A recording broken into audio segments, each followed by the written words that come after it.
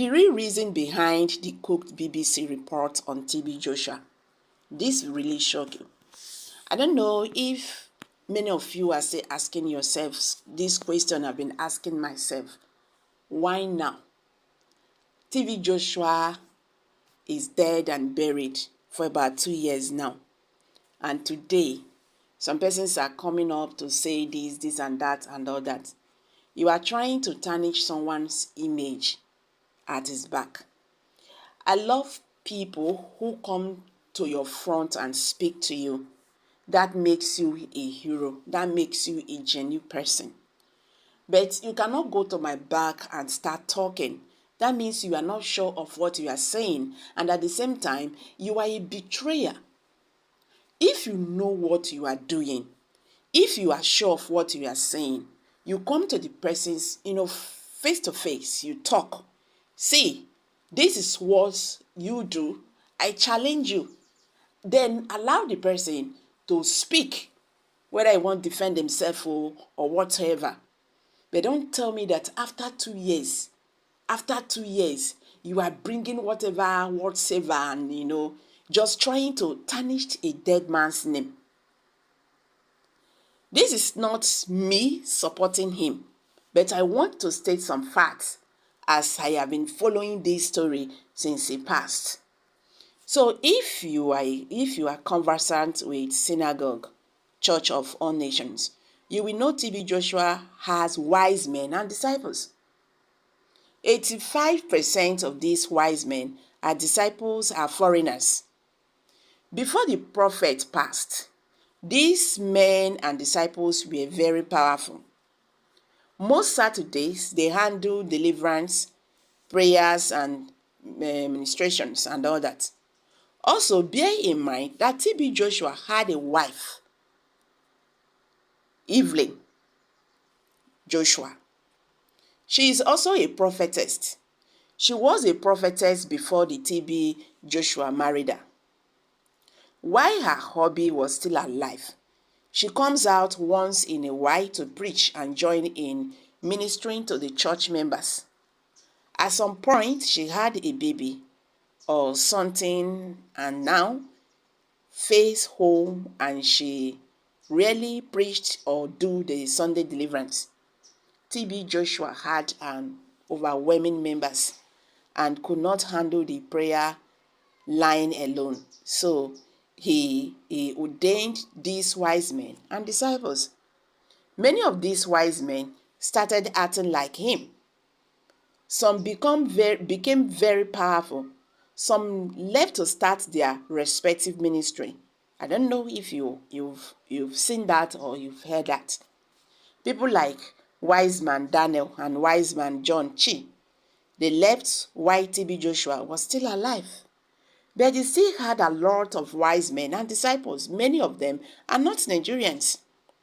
Now, this is where the story gets interesting.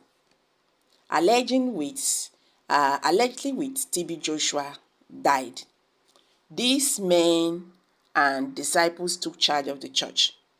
They said that the prophet intended they take over.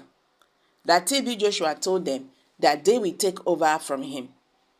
These guys regulated Evelyn, TB Joshua's wife, to the background. They don't forget she is a prophetess. This rancor went full blown. These disciples and wise men fought Evelyn so much they did not want her to even appear in the church. They oppressed her so much that one day Evelyn woke up. I don't know who helped her, but it was alleged that she used the immigration and deported all these foreigners who wanted to take over the church from her. That way, the way they deported all of them, it was so funny.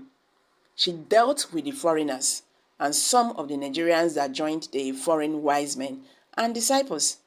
She is currently the lead pastor of Synagogue. She has fully taken over the church. Guess what? The church is booming.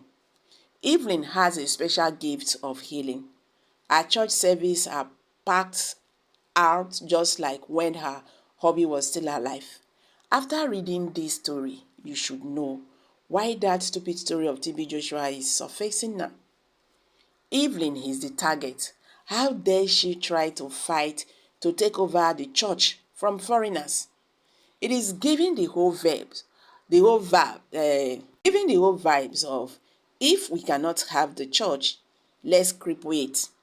TB Joshua is dead. So what is the essence of the story? To arrest a dead man, or for what? So before you join to start talking, give this analysis a deep thought. The question is, what do they think they are going to benefit from this? If not, their target is the wife and the church. Since we cannot get the church, let's destroy everything. Like as I said, that people are very funny. TB Joshua is dead and he has been buried 2 years ago. So what is the essence? Could it be that someone has paid these people heavily to speak ill of the man of God? Men looking at the faces of some of the speakers, there were no signs of being hurt or heartbroken. So what are we talking about? Well, I will end this by saying that it's only God will judge. Whatever that is going on right now, it's only God that knows. And God will surely prevail. If TB Joshua is guilty of all these things, last, the truth must surely come to light. You know why? Truth can never hide. Lie can never power the truth. No matter how you try to be smart, one day, the truth will be out. So guys, let's watch how this unfolds. But I want to tell you again, before anybody will join and start talking, just think, what is the essence of these testimonies now? Are they saying all these things so that TB Joshua will now be arrested? Who will now arrest? A dead man. So guys, let's hear from you. What's your thoughts on this? Please do well by dropping your comment.